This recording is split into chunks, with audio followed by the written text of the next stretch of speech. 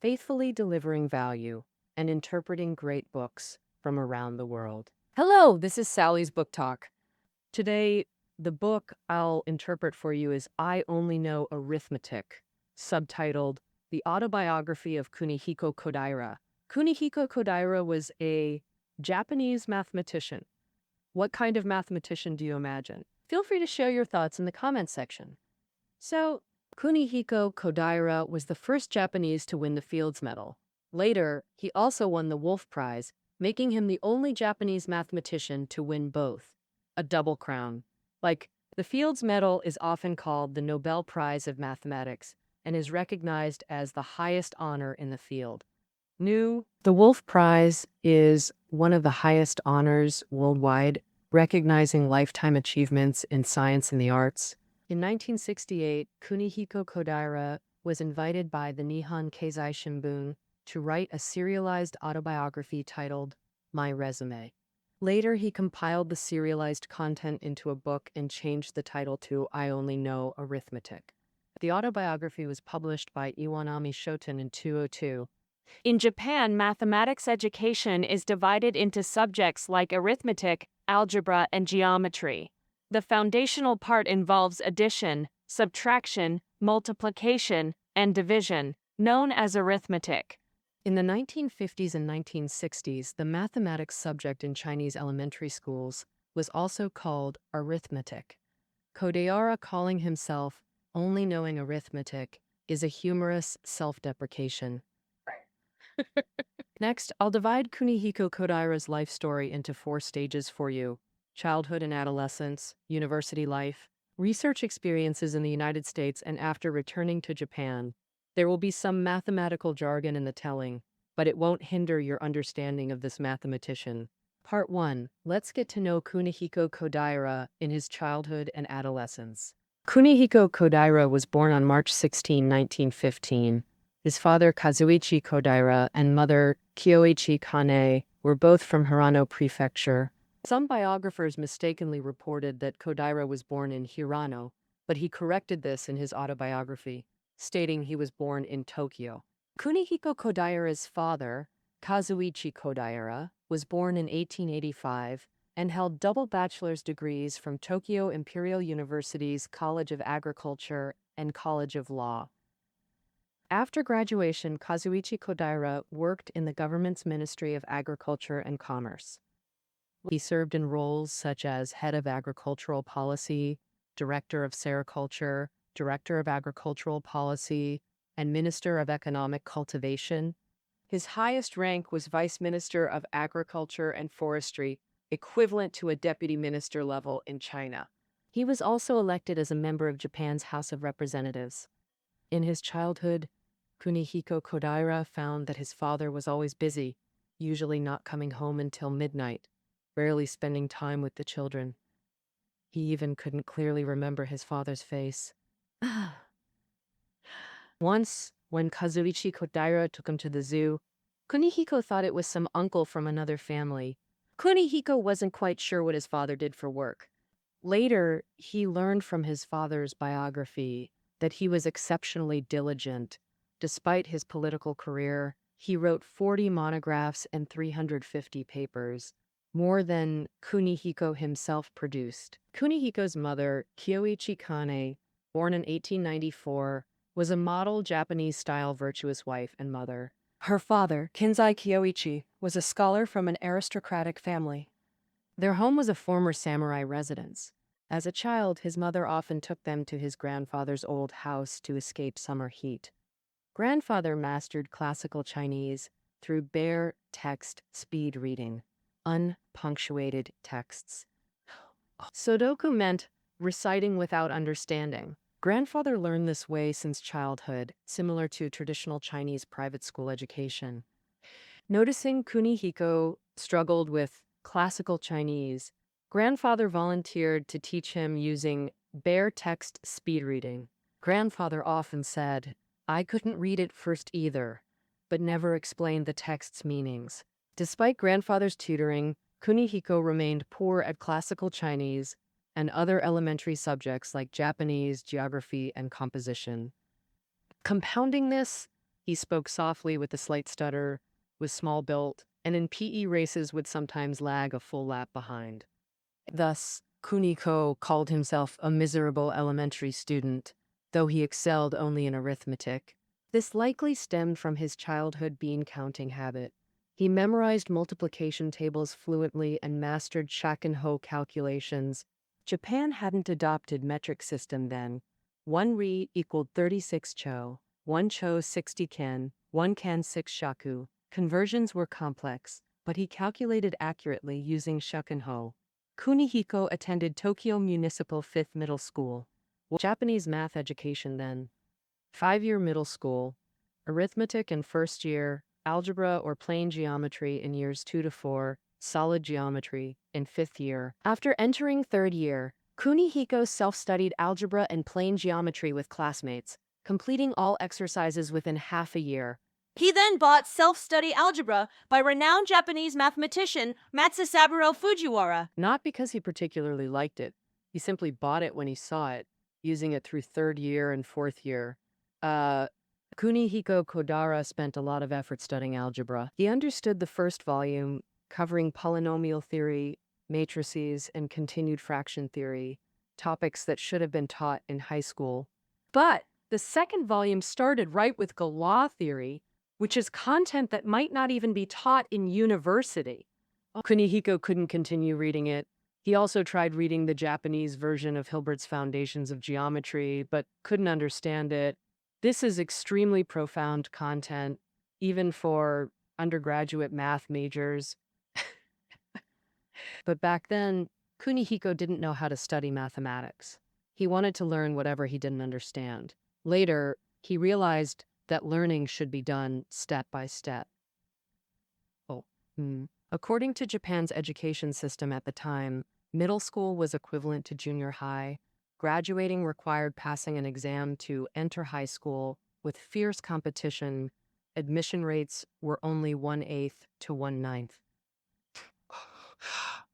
In middle school, Kunihiko's other subjects were actually okay, just not as outstanding as mathematics. When he was in 4th grade, at 5th middle school, his homeroom teacher advised him to take the high school entrance exam a year early, but due to laziness, he didn't follow the advice. The entrance exam tested 5 subjects: mathematics, English, Japanese, classical Chinese, and another course chosen annually. In 5th grade, Kunihiko applied for the science class at Tokyo First High School. To prepare, he also attended a tutoring class run by a training institute called Research Society for Ideas. Kunihiko wasn't very confident about passing because in the English, Japanese, and classical Chinese exams, he felt he couldn't understand many questions and thought he had no chance. After the exam, he went to a friend's villa, planning to stay there and relax for a few days. That same day, his mother sent a telegram saying he passed and to come back. Back in Tokyo, Kunihiko discovered he actually got into the science stream. He was first in Class B.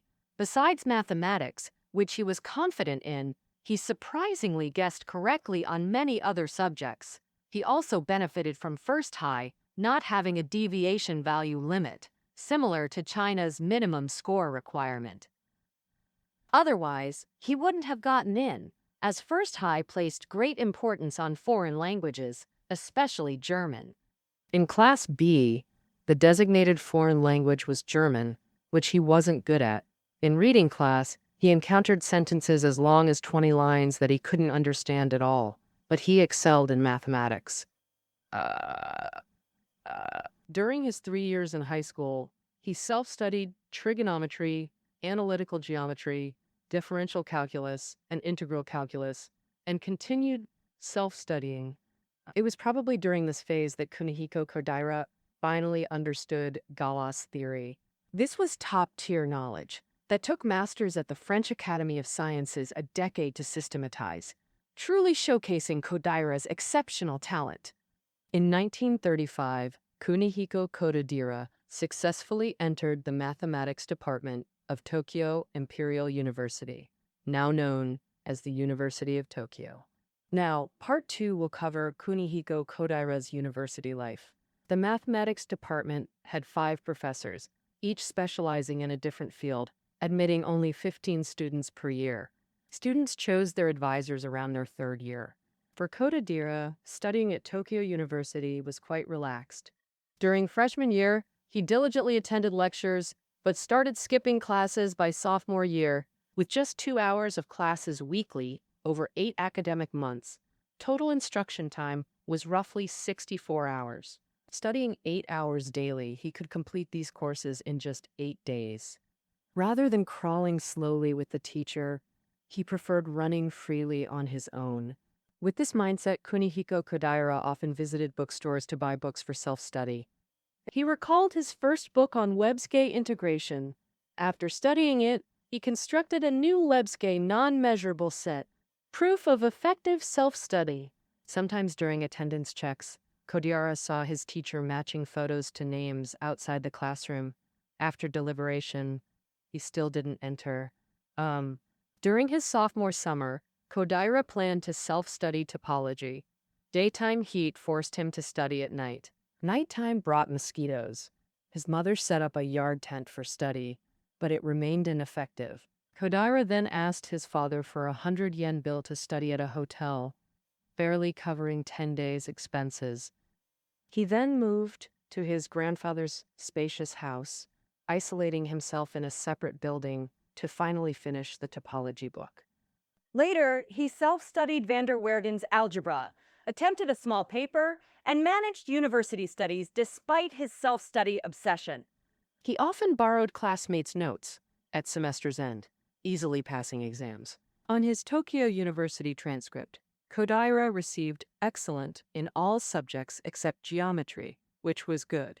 In 1938, due to escalating war, Kunihiko Kodaira entered Tokyo University's physics department after graduating from mathematics to avoid military conscription, beginning a new university chapter. His greatest gain in physics was exposure to quantum mechanics and field theory, where he discovered mathematics' immense potential in this domain.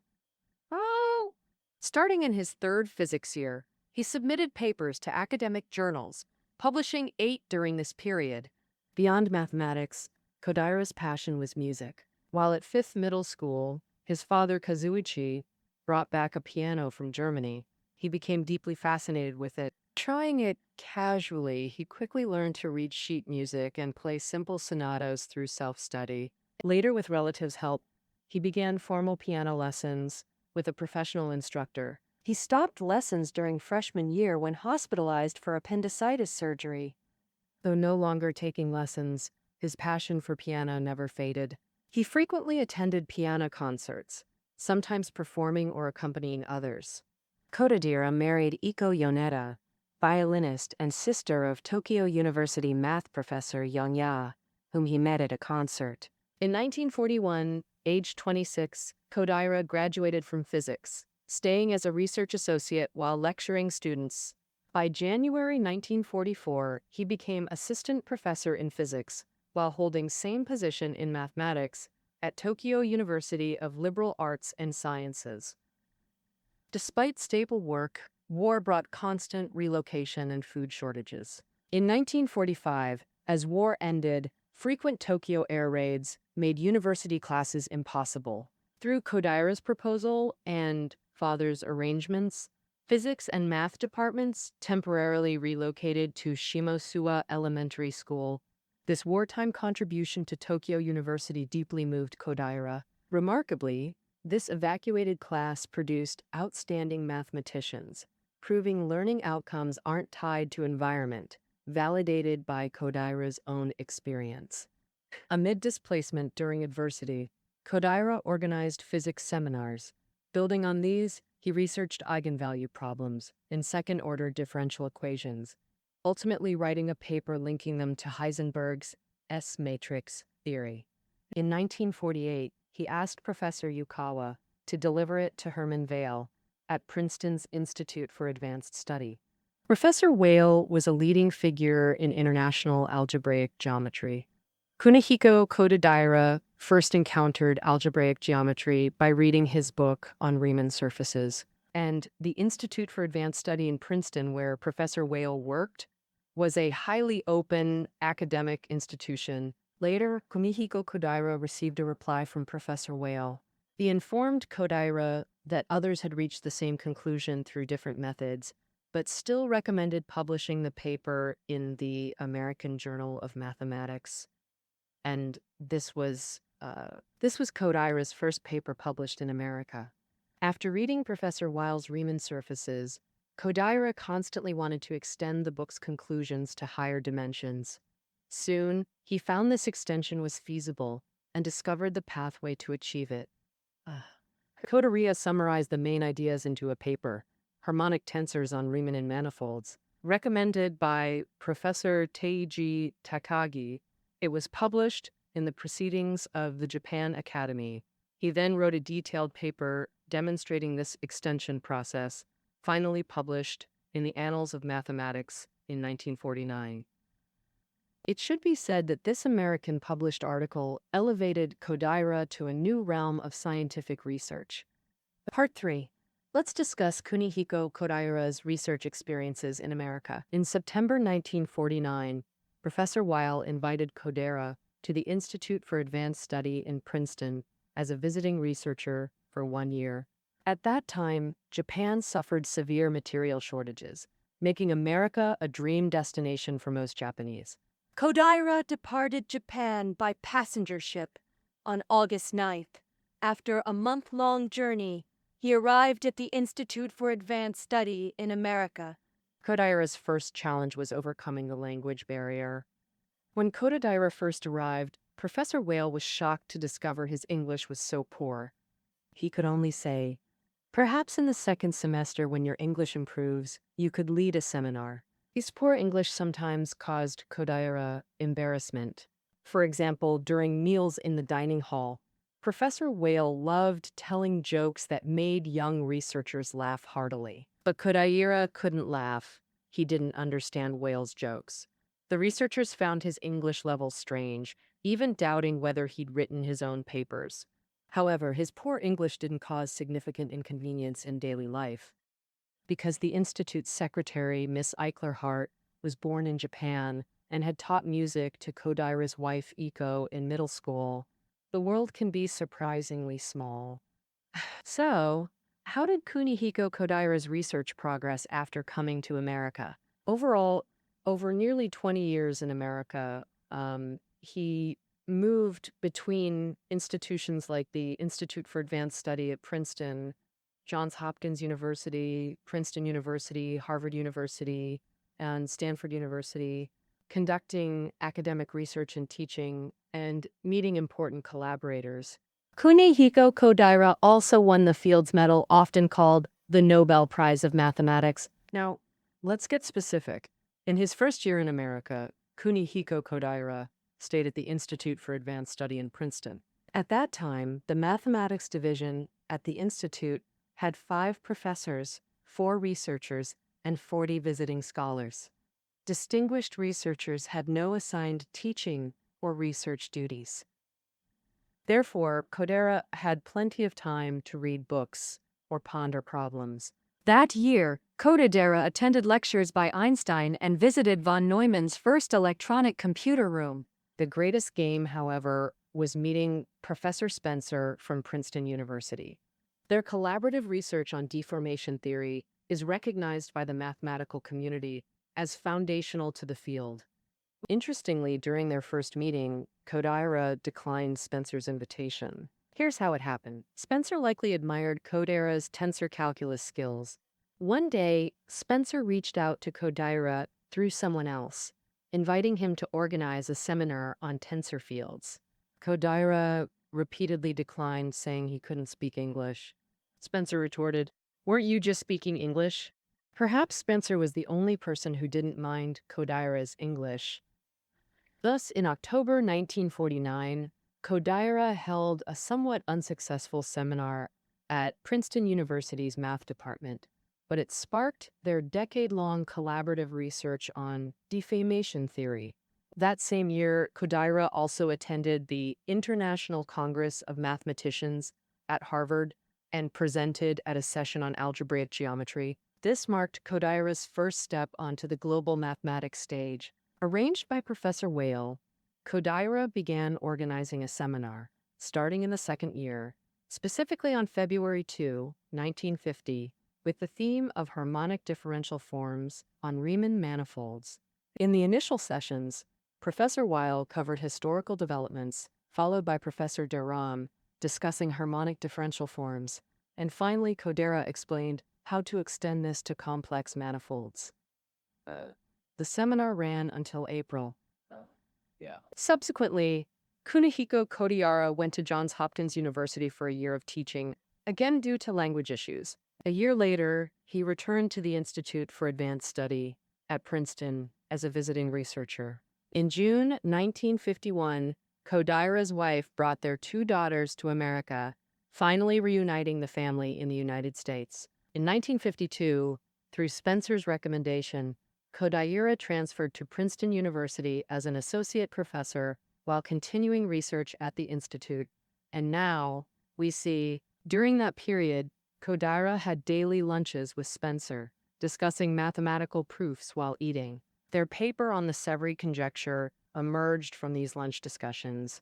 In 1954, the International Congress of Mathematicians was held in Amsterdam, Netherlands. Kodaira, nicknamed Sloth for his laid-back nature, resisted transoceanic travel to the conference until Whale had Spencer deliver crucial news. Kodaira was a Fields Medal recipient and must attend. Fields' rules prohibited pre-ceremony announcements, but Whale, as committee chair, shared the news early. Thus, Kodaira and his wife departed New York mid-August, touring Europe before reaching Amsterdam by September 2nd for the Congress.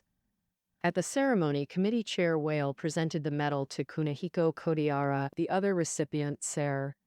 They shared the $1,500 prize, followed by over an hour detailing their contributions. Simply put, Kodaira received the Fields Medal for extending the Riemann-Roch theorem to complex manifolds. And it's okay if you don't understand. Those familiar with complex variables know they differ fundamentally from real functions, making Kodaira's extension profoundly challenging. This breakthrough directly prompted Whale's invitation to Princeton. On the conference's third day, Kodaira and Serre presented their research. During the event, the Dutch Queen hosted von Neumann, Severi, Whale, and both medalists for a palace tea and group photo. By mid-September, Kodaira and his wife had returned to Princeton. In 1955, Princeton University appointed Kunihiko Kodaira as a professor. He taught graduate courses, determining the content himself. Kodaira's salary at Princeton was low. After the department chair changed, senior professors seemed unwelcoming to the introverted mathematician. Thus, in fall 1961, Kodaira accepted Professor Zariski's invitation to teach at Harvard. A year later, he joined Johns Hopkins University at the invitation of Math Department Chair, Professor Chu Yi Liang. Professor Chu offered Kodaira an $18,000 annual salary, higher than Princeton's. Professor Spencer repeatedly urged Princeton's math leadership to lure Kodaira back with higher pay, but the department declined. A year later, Spencer also left Princeton for Stanford. Kodaira worked at Johns Hopkins for 3 years. After 3 years at Johns Hopkins, Kodaira moved to Stanford in 1965 to continue academic collaboration with Spencer. Kodaira's foremost mathematical achievement was his work on deformation theory. This was collaborative work with Professor Spencer after Kodaira's Fields Medal win.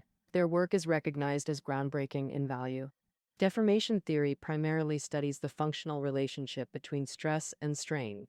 Kodaira's physics background from Tokyo University and mastery of tensor calculus provided unique advantages for this research. In 1967, Kodaira returned to Japan, having experienced America's golden age of development. Why this sudden return to Japan? Actually, Japan's academic community had noted his achievements since his 1954 Fields Medal win. In 1957, Kodaira received the Japan Academy Prize and the Order of Culture. In 1965, the Japan Academy notified him of his election as an Academy member. During the 1950s to 60s, Japan made significant academic revival efforts, though didn't demand scientists return due to poor research conditions. The government simply hoped scientists retained Japanese citizenship. Kodaira's decision solidified when his daughter chose Japanese university, and he witnessed Japan's dramatic transformation after 17 years. In 1966, during Kunihiko Kodaira's attendance at a conference in Japan, the University of Tokyo invited him to return to his home country. Thus, in August 1967, Kunihiko Kodaira returned to Japan with his entire family and began working at the University of Tokyo. Part 4, we'll discuss Kunihiko Kodaira's work and life after returning to Japan. In 1968, the University of Tokyo incident occurred in Japan, where students rebelled and criticized professors. Some students said professors were expert idiots. The Faculty of Science where Kodaira worked required its teachers to share their views on the incident. When the document circulated among teachers reached Kodaira, he wrote, "A person who isn't an expert but is an idiot is simply an idiot." Unexpectedly, that offhand remark was directly adopted by the Faculty of Science and used to represent its official stance. From then on, Kunihiko Kodaira became famous in the Faculty of Science. Everyone saw that beyond mathematics, Kunihiko Kodaira had a good command of language. In November 1971, Kunihiko Kodaira was elected as the Dean of the Faculty of Science at a professors' meeting. As mentioned earlier, Kunihiko Kodaira was lazy, so he rarely attended professors' meetings. Moreover, he didn't attend the meeting where he was nominated for dean. The faculty called him at home to inform him he'd been elected. Kunihiko Kodaira himself believed he was not suited to be the dean of the Faculty of Science. Firstly, he had just returned to Japan and wasn't yet accustomed to the Japanese education system. Secondly, Kodaira had never even been a department chair. How could he take on the heavy responsibility of dean? Thirdly, upon his return, the University of Tokyo had promised he wouldn't have to do any administrative work. So Kodaira intended to decline the deanship, but since there was no precedent for refusing the position in the faculty, and Kodaira could only reluctantly accept the role of dean, he never fully understood what a dean was supposed to do. At the weekly dean's meetings, he thought they should discuss important issues, but they always talked about trivial matters. For example, how many hours was a certain dean trapped while negotiating with students? Moreover, as dean, many significant decisions were made without Kodaira's knowledge. For instance, the Faculty of Science planned to build a new building, and without Kodaira knowing anything about it, the design model was already presented to him. Many professors in America who knew Kodaira well also found it somewhat unbelievable that he became dean. For instance, Dean Evans of Johns Hopkins' science faculty once shook Kodaira's hands, saying, "I can't believe you're now a dean," repeating it twice. Clearly, he also believed Kodaira wasn't cut out for being a dean. Kodaira's deanship was supposed to last until November 8th, 1973, but he genuinely disliked handling these uncomfortable responsibilities. With the professor's approval, he resigned early on April 1st. In 1975, Kunihiko Kodaira was due to retire from the University of Tokyo. Normally, he'd need to give a year-end report in 1974 about reflections and future expectations, but Kodaira couldn't think of any expectations, so his report became Reflections and "Ha-ha!" with ellipses. Kodaira wrote that he truly couldn't predict mathematics' future direction. He then cited an evolutionary biology chart, explaining, "Life diversifies. First fish, then amphibians, but fish remain, later reptiles and mammals, but earlier species persist. Mathematics should develop similarly. New fields branch from old ones, but original disciplines keep evolving." After retiring from Todai, Gakushuin University promptly invited Kodaira to join them.